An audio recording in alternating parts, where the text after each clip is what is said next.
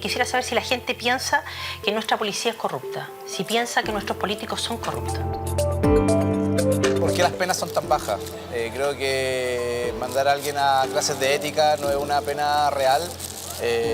¿Y de qué manera se puede modificar eso?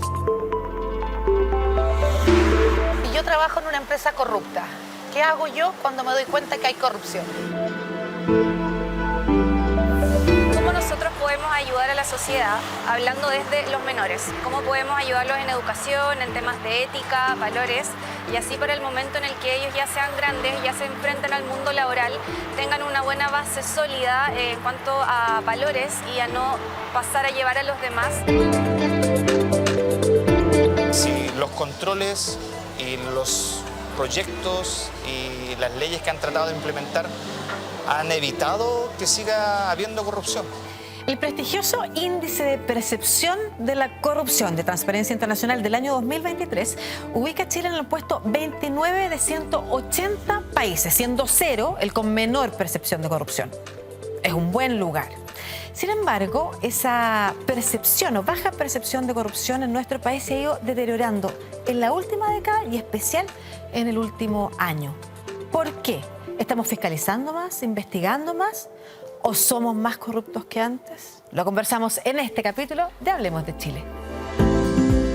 En el capítulo de hoy conversamos sobre corrupción con María Jaraquemada, abogada, miembro del Consejo para la Transparencia, Leonardo Torres, contador, auditor y académico de la Facultad de Economía de la Universidad de Chile, y Cristian Pliskov, administrador público y académico de la Escuela de Gobierno de la Universidad Católica. Esto es Hablemos de Chile.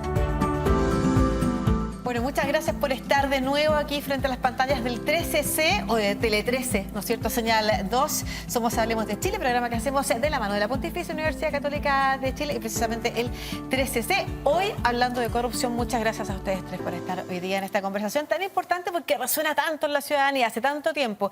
Y en las preguntas estaba un poco esa sensación. ¿Sirve lo que se ha hecho? Porque todos los días aparece una noticia nueva, en fin. Entonces, lo primero que les quiero pedir es que observemos el estado real de la situación de la corrupción en Chile.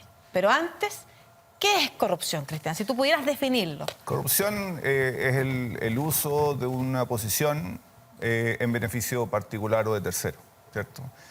Corrupción, eso es como la definición un poco más general, ¿cierto? O sea, cuando yo incurro en corrupción, cuando producto del cargo que tengo, tomo una decisión que no beneficia al bien común, sino que beneficia a algunos. Perfecto. ¿Cierto? Entonces, eso es lo esencial de la corrupción, que no se beneficia a toda la comunidad, sino que se beneficia a una persona o a un grupo. Perfecto. Y María, ¿habría alguna diferencia entre corrupción o si la corrupción se da solo en el ámbito público, ya que hablaba de bien común, o también se da en el ámbito privado, o se da solo cuando se cruzan ambos elementos? Mira, ha habido una evolución del concepto de corrupción. De hecho, yo te diría que hace unos 30 años atrás se consideraba ese abuso de poder en el sector público principalmente y cuando confluía con el sector privado, pero en el sector público.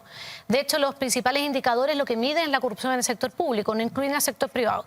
Pero hoy en día ya entendemos también que se puede dar esa corrupción solo dentro del sector privado, como por ejemplo lo que puede ser el uso de información privilegiada, las colusiones, abuso de posición dominante, donde básicamente yo estoy haciendo eso, estoy abusando de un poder que tengo, ya sea un poder de posición económica, un poder de posición en el mercado, o dentro de la empresa para beneficiarme a mí misma, perjudicando a ya sea a una serie de consumidores, ciudadanos, personas, etcétera, o a la empresa. Entonces, porque tengo un rol público de alguna manera. Chile ya ha avanzado y es de los pocos países en América Latina que incluso sanciona hechos que se dan solo en el ámbito del sector privado, llamada corrupción entre privados. Perfecto. Igual, de todas maneras, en este programa nos vamos a concentrar en la corrupción en el ámbito público, que ha estado muy en la noticia, y entendiendo también el ámbito público con actor del mundo privado que está buscando un interés, ¿no es cierto? Más allá de la empresa misma funcionando con, no sé, para sacar más ganancia para algunos accionistas que otros, por ejemplo.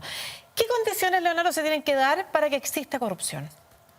De alguna manera tiene que haber un interés, normalmente tiene que haber una intención de cometer un acto malicioso. Intención. La intención es súper importante porque normalmente cuando hablamos en general de los fraudes, el fraude no puede calificarse de fraude en tanto no se demuestre que hay intención de cometer el delito. Y por lo tanto es necesario investigar.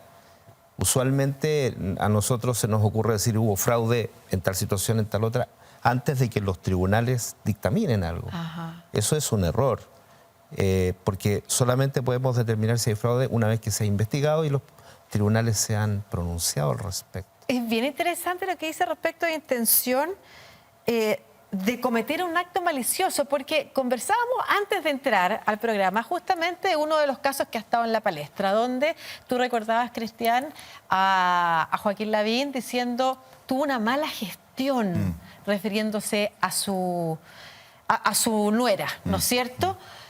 ¿Una mala gestión es un acto de corrupción? Claro, lo que pasa es que finalmente aquí lo que estamos discutiendo es que los recursos que son de todos se utilicen correctamente, ¿cierto? Y claro, y está la discusión respecto de dónde está la frontera entre, no sé, no ser diligente, no tomar buenas decisiones o que mi decisión no sea la pertinente, la correcta, con el mal uso de los recursos públicos, ¿cierto? Entonces, esa frontera... Pero claramente aquí lo que uno espera es que quienes utilizan los recursos públicos, quienes tienen esta posibilidad de utilizar los recursos que son de todos, ¿cierto?, los usen en beneficio de los intereses y el bienestar de todos. Y ahí se lo junto con lo que decía Leonardo, la investigación es la que tiene que definir efectivamente si fue solamente una mala gestión o no. Pero ¿por qué lo pongo el caso sobre la mesa? Porque todos estos casos, independiente de que aún no haya cosa juzgada, para las personas es corrupción. Y eso ha hecho aumentar la percepción de la corrupción en Chile en el último tiempo. Quiero que veamos un mapa. Si miramos aquí en el fondo de esta pantalla, este es un índice del año 2023, muy reciente, voy a explicarlo. Mientras más colorado, bueno, nosotros tenemos a Chile ahí en azul porque está el mouse puesto, pero si retiramos eso, ahí está, vemos que está naranjito. Mientras más colorado, más corrupto. Es un índice que se arma en función de datos entregados por distintas instituciones como el World Economic Forum, como el Banco Mundial, lo entrega las Naciones Unidas y, bueno, en el ranking más arriba en percepción de no corrupción están países como Dinamarca, Finlandia, Nueva Zelanda. Chile, posicionémonos ahí en Chile y hagamos clic además, porque nosotros estamos en el ranking 29 de 180 y vemos el año, vemos ahí el gráfico como que nos muestra cómo hemos ido bajando. Quiere decir que la percepción de corrupción ha ido aumentando. En el último tiempo se mantuvo bastante estable, hay que decirlo. Estábamos mucho más arriba en el ranking, quiere decir que teníamos una mejor percepción de la ciudadanía respecto de lo poco corruptos que éramos. Sin embargo, se pega una bajada grande, 2016, la década pasada, se mantiene estable. Y en el último tiempo ha aumentado la percepción de la corrupción. ¿Por qué, María? Mira, este ranking es bien interesante porque mide la percepción de la corrupción solo en el sector público y mezcla indicadores que tienen encuestas a personas de a pie, como también a personas expertas en la materia. Entonces, muchas veces se pueden dar diferencias entre estas dos personas. Ya las personas expertas a veces como estudian el fenómeno quizás más constantemente requieren como que hayan cambios significativos para cambiar su percepción. La ciudadanía quizás se fija también en, como tú decías, un concepto mucho más amplio de la corrupción que no necesariamente son delitos. Porque de hecho el concepto como académico es más amplio que solo los delitos. Pueden ser temas que no son delitos, que no son faltas a la probidad, pero que éticamente sí tienen un reproche. Entonces ahí yo creo que se puede dar esa diferencia importante. Y si nosotros, claro, miramos ese ranking, Chile está bastante bien. Chile está dentro de los 30 primeros países. Chile tiene un promedio más similar a los países de OCDE de alto ingreso. El promedio de América Latina es 43 puntos, donde 0 es muy corrupto, 100 es poco corrupto. Chile tiene 66, o sea, estamos muy por encima. Y Chile tiene el segundo lugar dentro de América Latina y el Caribe. Pero como tú mostrabas ahí, si nosotros nos comparamos con nosotros mismos, que es algo que tenemos que hacer también, claro, en los últimos 10 años hemos bajado 7 puntos. Nosotros el año 2014 estuvimos en el primer lugar de América Latina sobre Uruguay. Ahora nos hemos ido separando y hemos ido bajando poquito, pero constantemente. Entonces yo creo que eso nos tiene que levantar una alerta. Y esto se condice con muchos otros indicadores y rankings que hay en la materia. Entonces, estamos bien, tanto en el contexto internacional como en el contexto de América Latina, que es una región muy compleja. Claro, de hecho, la mayoría, y recordando, si podemos, no sé si lo podemos volver a mostrar o no, la pero mayoría recordamos tiene que altos índices de corrupción. claro, tanto en rojo fuerte, Exacto, salvo Uruguay, que y Chile. está, si retrocedemos, Bueno, Canadá, Estados Unidos, si miramos las Américas. ahí está el mapa, ¿no es y cierto? Chile. Y Costa Rica, que también ha ido decayendo, pero Costa Rica está un poco encima de los 50 puntos. Entonces, efectivamente, nosotros hemos decaído en los últimos 10 años y yo creo que eso es importante. Ahora, la pregunta que a mí se me suele hacer, ¿es Chile un país más corrupto? Claro, esa es y la eso pregunta. es súper difícil de decir. Ya, voy a preguntarle a Leonardo. Una cosa es la percepción, otra cosa es la realidad. Pongamos la pelota en el piso. ¿Chile está más corrupto que antes? A ver, no puedo responder esa pregunta. Entonces, Lo único que puedo hacer es responder, claro, lo único que puedo hacer es responder que efectivamente hay más percepción de corrupción. Pero, por ejemplo, ¿hay ¿sí? más denuncias? ¿Hay más fiscalización? Lo que pasa Antes es que, era más opaz. lo que pasa es que de acuerdo a la evolución de las tecnologías, últimamente hay más oportunidad para denunciar, para dar a conocer, para revelar lo que está aconteciendo dentro de un organismo, dentro de una entidad Claro. privada o pública.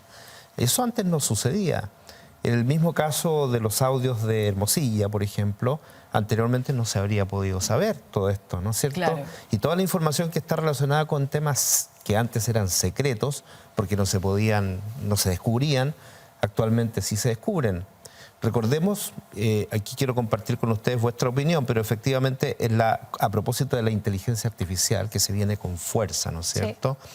Para mí el famoso discurso que aparece de Glaucón en el libro 2 de la República, cuando se habla del anillo de Gilles, ¿no es cierto? A ver, explícanos un poquito más. Voy a explicar un poco. Mira, el anillo de Gilles corresponde a un famoso relato de Glaucón en el libro La República de Platón, donde un pastor encuentra un caballo de metal y dentro del caballo de metal encuentra a un hombre, a un señor que está muerto, un cadáver, y que tiene un anillo. Saca el anillo y después de un cierto tiempo se da cuenta que al mover de cierta manera el anillo se vuelve invisible. Y aprovechando aquello, en Lidia, en el reino de Lidia, enamora a la esposa del rey y además se queda con el reinado. Esto es un mensaje de alguna manera porque en el sentido de que cuando yo puedo ser capaz de invisibilizarme, entonces puedo cometer los actos más horrendos, como lo que hizo este hombre que encontró el anillo. Y claro, la inteligencia artificial nos permite invisibilizarnos. Como que podríamos tener un retroceso respecto de... Vamos a hablar de eso más adelante en relación a las recomendaciones. Pero tu opinión sobre si estamos más corruptos o sencillamente tenemos mayor exposición de los temas a través de medios, de juicios, de investigaciones. Claro, hay dos cosas. Yo abordaría el tema de dos formas. Uno es que efectivamente el acceso a la información ahora es muchísimo, todos lo sabemos, pero también yo creo que muchas cuestiones se saben producto de que las instituciones funcionan, como se dice, pero también porque tenemos una sociedad civil también activa, que ha ayudado muchísimo en esta discusión. Entonces, hay más o menos, claro, eso va a ser muy difícil de zanjarlo, pero lo que sí, yo creo que es una sociedad que está mucho más atenta, una sociedad que está mucho más preocupada de estos temas y naturalmente se pueden encontrar más situaciones. María, yo había quedado contigo pendiente de bajar la pelota al piso a propósito de que tú presidiste esta comisión que armó el gobierno después de que se destapa el caso convenio y fundaciones. ¿Dónde están los mayores problemas de probidad o de falta de transparencia en Chile que podrían generar estos espacios de corrupción? Mira, yo creo que lo que muchas veces nos pasa es que nos falta modernizar ciertos procesos o ciertas instituciones. Yo creo que el caso Convenios demostró eso. Porque, por ejemplo, nosotros el año 2003 hicimos algo como, a raíz de otros casos de corrupción de esa época, hicimos algo que en esa época era como muy moderno y quizás hasta como revolucionario, que era tener un registro de personas jurídicas que colaboraban con el Estado. Y había un registro público donde estas personas se registraban, se inscribían, se publicaba información, etc. Si hoy tú te metes a ese registro 20 años después, que no tuvo mayores cambios, uno incluso veía que era como antiguo, se veía como visualmente hasta antiguo. Y es porque, claro, en 20 años que se modernizó la tecnología, subieron los estándares de transparencia, se dictó una ley de transparencia, hubo nuevas regulaciones de conflicto de interés, etcétera, esto quedó bastante como fosilizado. Claro, cuando la tecnología cambia... Exacto. Entonces, como que, cambian. por así decirlo, muchas veces no da el ancho. Y yo creo que en muchos casos empezamos a ver lo mismo. Y lo peor es que muchas veces esto se advierte, pero como no se está viendo como el daño en concreto, no se toma como urgencia. Lo hemos visto con la ley del lobby, donde incluso el gobierno estaba trabajando de la mano de la OCDE en hacer una reforma a la ley del lobby, pero igual como no se había logrado, como no se había hecho todavía, porque no se veía como esta urgencia, esta premura, le sucedió el escándalo antes, que fue todas estas reuniones no registradas, etcétera. Oye, quiero hacer una pregunta a propósito de eso, que ¿dónde es el límite entre lo éticamente reprochable, delito, y lo que tiene que pasar en política para que la política funcione y quizás la transparencia total no es la manera? Pero hablando de las instituciones con mayor opacidad, se dice que los municipios, por ejemplo, ¿eso es real? ¿Es el lugar donde...? O sea, yo creo que es evidente que hay un tema, porque si nosotros miramos los datos que hay, yo coincido que es muy difícil saber si efectivamente somos un país más corrupto, menos, etcétera. Pero los datos que tenemos es que en los últimos años han aumentado considerablemente las investigaciones por posibles irregularidades en municipios. Hoy en día la Fiscalía dio el número, hay 642 investigaciones abiertas. No todas ellas van a declararse que hubo delito, pero tenemos 642 investigaciones abiertas. Que se relacionan todas más o menos con... distintos casos, pero en 346 municipios. O sea, hay más investigaciones que municipios en Chile. Hay 1,8 investigaciones en promedio por municipio en Chile. Entonces, es una cifra bastante alta. El Consejo de Defensa del Estado también ha dicho que ha aumentado notoriamente los casos donde ellos se han querellado. Pero yo realmente quiero hacer la pregunta, ¿es porque realmente se ha advertido que hay posibilidades? Es que, bueno, no es casualidad que los municipios es precisamente uno de los lugares donde ha habido menos modernización en temas de control interno y de transparencia y rendición de cuentas. Perfecto. Entonces, la Comisión Engel, el año 2015, le dedicó mucho tiempo y mucha tinta a recomendaciones respecto a los municipios y es una de las áreas con menor avance. Ya. Entonces, yo creo que no es casualidad eso y yo creo que hoy en día estamos sufriendo las consecuencias de no haber actuado a tiempo. Perfecto.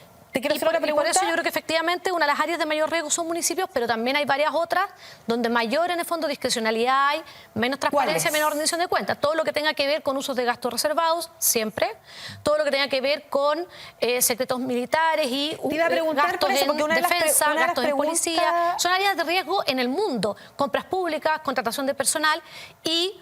Ojo que hoy en día también la OCDE está levantando las alertas con la inteligencia artificial, que te puede dar puede ser muy útil, por ejemplo, para gestionar riesgos dentro de el uso de recursos públicos, etcétera, pero también puede ser un riesgo para la corrupción y lo mismo con todo lo que está pasando con como la influencia internacional o externa en los asuntos internos de los países. Iba a preguntar eso porque una de las cuestiones que levantaba una de las personas, ¿no es cierto?, al principio del video, era sobre las policías y las Fuerzas Armadas. ¿Es efectivamente un lugar donde hay que poner el ojo más que quizás en otras instituciones, así como en los municipios también? Por supuesto, porque tienen una responsabilidad con la ciudadanía y en esa responsabilidad hay recursos. El tema de la corrupción está estrechamente relacionada con el uso de esos recursos. Y ha habido casos, ¿no es cierto?, en instituciones de ese tipo. Por lo tanto, sin duda que hay que poner un acento especial allí. Creo yo, a propósito de lo que estábamos conversando, que una de las grandes complicaciones que tenemos tal vez en descubrir los temas de corrupción es tal vez un énfasis excesivo en una ética deontológica, es decir, de deberes, una burocracia donde todo está escrito. Sabemos que cuando hay normas escritas en una empresa o en un organismo público, se generan intereses de parte de quienes conocen todas esas normativas para saltarse los espacios, para poder evadir ciertos controles internos. Entonces, de alguna manera, eso también ocurre en las instituciones, puede ocurrir en las instituciones militares, instituciones de carabineros, y ha ocurrido, lo hemos visto, ¿no? Claro, y ahí entra se pone sobre la mesa, bueno, hay varias preguntas en todo caso, a propósito de eso y de ética pública, de la pregunta que se hacía también, cómo educamos, las causas, ¿por qué actuaríamos siempre buscando cómo saltarnos? Es parte, lo decíamos en los comerciales, de las sociedades van avanzando, creando nuevos estándares éticos, pero antes de eso, ¿qué pasa con la pregunta sobre, son instituciones que necesitan reservarse secretos? ¿Cuál es el límite ahí entre, incluso en la política también, cuánto tiene que ser transparente y quién pone ese límite y cuánto tiene que ser reservado? Bueno, ahí hay un tema político y también administrativo, sin duda. Sabemos que hay gastos reservados, sabemos que hay cuestiones, tópicos reservados estrictamente por el interés de la nación, pero también está la Contraloría. La Contraloría está específicamente vinculada con ese tema y con la forma de tratar esos temas. De hecho, en muchas entidades del sector público, la Contraloría ya ha exigido que se apliquen las normas internacionales de contabilidad para el sector público, que está transitando desde una contabilidad en base caja hacia una contabilidad de vengada, que se acerca mucho más a un criterio financiero. Porque entendamos, si no se ha podido dilucidar muchas veces fraudes históricos en entidades públicas, es precisamente porque el tema de la transparencia desde el punto de vista financiero no estuvo presente, porque todos los temas se trataban bajo una regulación contable que no daba cuenta de aquello. Perdón, ¿qué significa de vengada? Por ejemplo, te digo, imagínate que yo te vendo un inventario, un objeto. Te vendo un objeto hoy día. Yo soy comerciante y tú te digo que me lo pagues el próximo mes. No lo contabilizo hoy día. Okay. Si es que yo estoy en una base caja, pero si yo estoy aplicando base de vengada, entonces sí debo contabilizarlo hoy día porque la transacción ocurrió. Ya, son mecanismos. Esos mecanismos contables, financieros, que son muy distintos, o eran bastante distintos antes de la incorporación de esta novedad que incorporó la Contraloría. Ahora debería haber mucha más transparencia, pero las municipalidades, por ejemplo, han tardado mucho en incorporar de manera estricta la norma internacional de contabilidad para el sector público. Y ahí hay un tema especial. Claro, y ahí se dice también que los municipios tienen, el alcalde o la alcaldesa tiene demasiado poder. Si tú dices que se han demorado en implementar es porque se les permite también de alguna forma. Y ahora quiero poner una de las preguntas sobre la mesa, estas que ya había dicho a propósito de lo que nos contaba Leonardo. ¿Por qué? ¿Por qué buscamos saltar? Tú que además ética pública, que tú decías que es lo opuesto a corrupción. ¿Por qué andamos buscando cómo saltarnos la norma, parece? No, porque lo que pasa es que ahí está la típica discusión respecto de si la gente actúa en función de solo su propio interés o es gente que también incorpora la solidaridad y lo colectivo dentro de su decisión, ¿cierto? Ese cuán egoísta es el ser humano es la típica discusión. Pero yo creo que me parece que hay las fundamentaciones. ¿Por qué ocurre esto? Es una mezcla de cuestiones. Yo creo que en los municipios es un súper buen caso porque ahí hay una mezcla de falta de servicios civiles consolidados, o sea, gente profesional dedicada a la función pública, ¿cierto? Una proximidad del poder, ¿cierto? Que también eso genera unos espacios de lealtad, ¿cierto? Perdón, en sociedades más desiguales, donde probablemente el sueldo de un alcalde o de una autoridad dista por lejos del sueldo de la media, ¿eso es más posible que suceda? Yo diría, o sea, no me parece que es una ecuación. ¿Sí?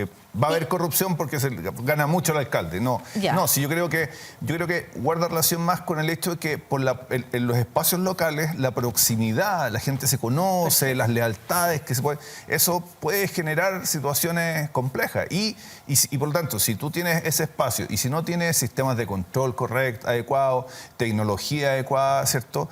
Va a ser muy difícil realmente tener una institucionalidad pública funcionando separada de los intereses de unos. Y si no hay una ética pública educada, a propósito de lo que nos decía una de las personas que nos habló en cámara, y vamos a hablar de eso en el próximo bloque también, pero tú mencionabas en comerciales 3 características que se consideran como las que se deben dar para que exista corrupción. Claro, hay teorías que explican por qué ocurre la corrupción, ¿cierto? Y, por ejemplo, una es la del aprendizaje. ¿cierto? Vale decir, alguien se corrompe producto de que ve que alguien hizo algo y lo repite, ¿cierto? Eso es como las teorías de aprendizaje, se llaman. Después está una teoría que guarda relación con el costo, vale decir, si en realidad yo incurro en corrupción y no me van a sancionar, a propósito del comentario de las clases de ética, ¿cierto? Las probabilidades de que haya corrupción van a ser más altas, ¿cierto? Y finalmente el tema de la oportunidad, que a veces hay gente que ve una oportunidad para corromperse y lo hace, ¿cierto? Entonces, cuando se hacen diseños institucionales para reforzar la ética, para evitar la corrupción, deben tomarse en cuenta todos estos elementos. Por ejemplo, las sanciones, ¿cierto? Si alguien incurre en corrupción, debe ser sancionado. No puede ser que no haya una sanción para a quien incurra en estos actos. Ya, hay sanciones y se están generando nuevas sanciones cuando se crea como un nuevo estándar público, ¿no es cierto? Pero las sociedades también van avanzando porque mucha gente decide a veces saltarse una norma y hay un nuevo estándar ético. Entonces, ¿qué es lo que define? Lo que pasa es que hay dos cosas. Ver, hay dos cosas que pueden ocurrir. El círculo vicioso o el círculo virtuoso.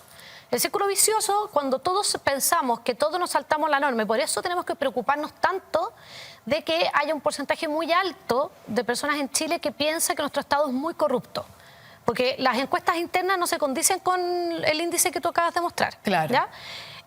Porque cuando tú crees que todo se salta la regla, tú te das una justificación para tú también saltártela, porque esa es la manera en que nosotros actuamos. Y eso es lo que te muestran algunos estudios de personas que viven en países altamente corruptos, que se van a vivir a países no corruptos y actúan no corruptamente de una manera muy fácil. Entonces no es que esa persona solo sepa actuar de determinado modo, sino que se guía por cómo la sociedad actúa. Y lo mismo pasa con ejecutivos de empresas multinacionales de países muy poco corruptos, que se van a trabajar a países muy corruptos y al día siguiente actúan corruptamente porque la única manera de conseguir la licencia de conducir es pagando una coima. Y por mucho que les duela el alma hacerlo, es la manera en que se hacen los negocios, ¿ya? Entonces, el cómo espero yo que se va a comportar la sociedad guía mucho mi actuar. No solo lo que moralmente mi conciencia me diga. Y por otro lado es lo mismo, cuando yo sé que si yo voy a tirar basura a la calle, va a haber un reproche social gigante, por mucho que a mí me dé lo mismo el medio ambiente o la basura, yo no lo voy a hacer. Yo creo que eso es lo que aquí a veces falta. Y que hemos visto, que quizás a veces el reproche de pares o el reproche social no es tan fuerte como nosotros esperaríamos. O las leyes tienen que cambiar como han ido cambiando de acuerdo a la sociedad. Y estoy pensando, por ejemplo, vendedores ambulantes, la gente que compra en el comercio ambulante, las personas que distribuyen su presupuesto e incluyen no pagar una micro al día, un trayecto Exacto. de la micro al día. Claro. El que se cuelga del internet del Y entonces la política pública debería hacerse cargo de... Pero, claro, pero tú tienes un tema ahí, como decía Cristian, de la capacidad de fiscalizar también. O sea, y ahí tú pones un muy buen ejemplo, que es el del transporte público. Cuando tú te subes a la micro sin pagar el Transantiago, nadie te dice nada. El chofer hasta te abre las puertas de atrás. No hay un reproche social a eso, hay una baja capacidad de fiscalizar y de sancionar, a pesar de que se han aumentado las sanciones, el registro, etcétera. Sí. ¿Ya? Entonces ahí tú tienes una política que ni socialmente ni el Estado es capaz de hacer cumplir esa política pública. Pero ya eso también te demuestra cómo a mi juicio, nosotros tenemos un doble estándar. Porque si tú miras, las personas son muy críticas de lo público. Ajá, Les exigimos un estándar a nuestras autoridades y a nuestros funcionarios y funcionarias que al parecer nosotros en nuestras conductas privadas no estamos dispuestos a cumplir. O hay una distancia muy grande entre lo que regulan y permiten en las autoridades versus lo que regulan. Y eso es muy complejo. Versus las necesidades de la gente. Porque esas autoridades y esos funcionarios y funcionarias salen del mismo lugar donde salimos todos nosotros. Entonces, ¿por qué ellos tienen que comportarse de un modo que le exigimos muy alto, que a mí me parece bien que le exijamos un actuar alto, si es que nosotros como particulares no estamos dispuestos a cumplir esas mismas reglas de convivencia común, de no saltarme la fila, de no colgarme el internet, de pagar el Transantiago, etcétera? Insisto en que las sociedades también van cambiando sus regulaciones, como la velocidad en las calles a raíz de que mucha gente maneja más rápido porque los autos son más veloces y eso obliga a cambiar las normas. Pero tocaste una figura en la que me quiero quedar. Hablaste del reproche y a propósito de reproche quiero hablar de la figura del delator. De la persona que denuncia, para que hablemos también y avancemos en recomendaciones a cómo ser menos corruptos o cómo percibirnos menos corruptos también. Cuando estamos hablando de esto en nuestra legislación, a propósito de cómo se puede, alguien hace una pregunta, ¿cómo se puede proteger en una institución, en una organización, a una persona que hace una denuncia? ¿Qué tan avanzado está eso aquí en Chile? Bueno, hace poco, parece que hoy día o ayer apareció en el diario financiero Solange Bernstein, sí, hablando acerca de esta modificación que se hizo a la ley en donde se permite que los delatores internos de una organización, al delatar, pueden obtener un beneficio pecuniario a propósito de la denuncia. Y creo que son 415 millones de pesos los que se han pagado a los delatores entre el 2022-2023. Una cifra que tal vez va a ir subiendo, mientras más corrupción hay, más sube. Pero bueno, esto tiene que ver con la política del whistleblowing. El whistleblowing es la famosa... El que sopla el silbato. Claro. ¿Te fijas? Que se hizo famoso con el caso WorldCom en el año 2001 allá en Norteamérica y que se ha extendido globalmente. De acuerdo con las cifras de ACFE, la principal forma de descubrir un fraude es precisamente a través de la política de whistleblowing. Sí. Y es muy efectiva. Ahora, ha funcionado aquí en Chile también en las empresas, pero ¿qué pasa, por ejemplo, con las instituciones como la policía y las Fuerzas Armadas, donde hay bastante denuncia pública de personas que fueron a denunciar un maltrato, un acoso, algo, sin embargo, las redes institucionales protegen al que comete y expulsan o castigan al delator? ¿Cómo se puede trabajar? Es que ahí yo critico mucho la instalación en las instituciones públicas, insisto, de una ética deontológica, de código, en donde hay deberes que cumplir y si no tú cumples ese deber eres sancionado o sancionada. Yo recuerdo en los juicios de Nuremberg, por ejemplo, un oficial de las tropas de asalto nazis que mató a miles de judíos, millones, se le interrogaba y respondía, es que yo, no sé, de alguna manera es como decir, yo soy kantiano, yo creo en el discurso de Kant, de la ética deontológica, porque cumplí con mi deber. Claro. Estaba escrito y lo cumplí. Creo que ese es uno de los problemas. Y creo yo que ahí hay un vínculo entre hay un vínculo con la polarización que existe en este momento en Chile. A ver. ¿Por qué lo digo? Porque, mirándolo ampliamente, tenemos dos espectros. Uno, que yo lo identifico con la teoría del shareholder de Milton Friedman al año 1970, y el otro que es la teoría del stakeholder de Edward Friedman del año 1980 y algo.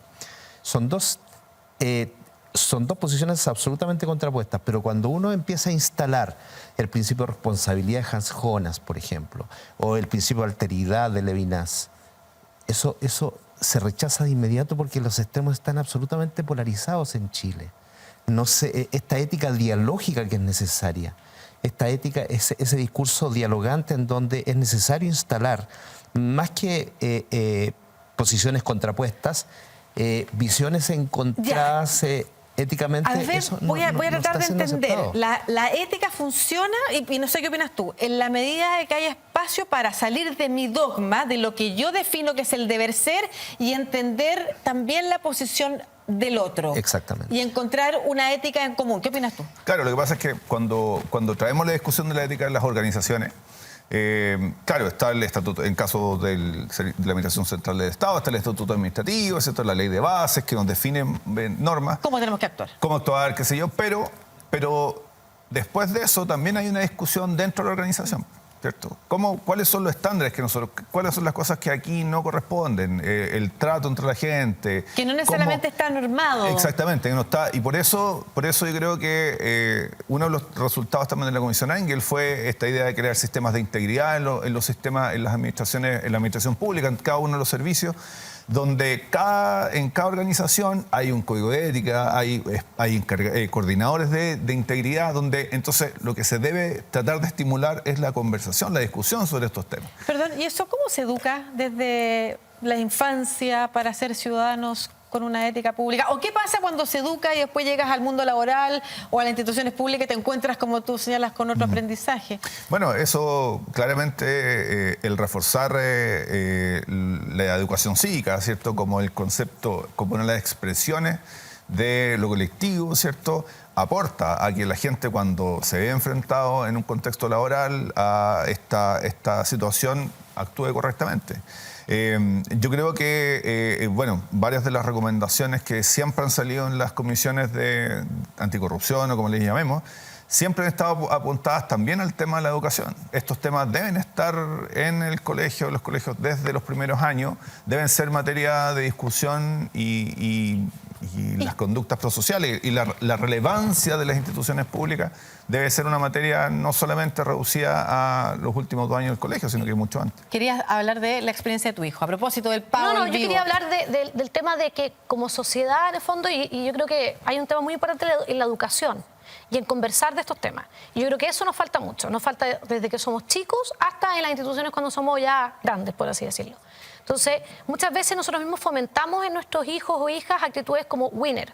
Que el que hace la trampa, el que se salta la fila para tener el almuerzo, Pero además imagina el concepto, winner, es el que gana. Exacto.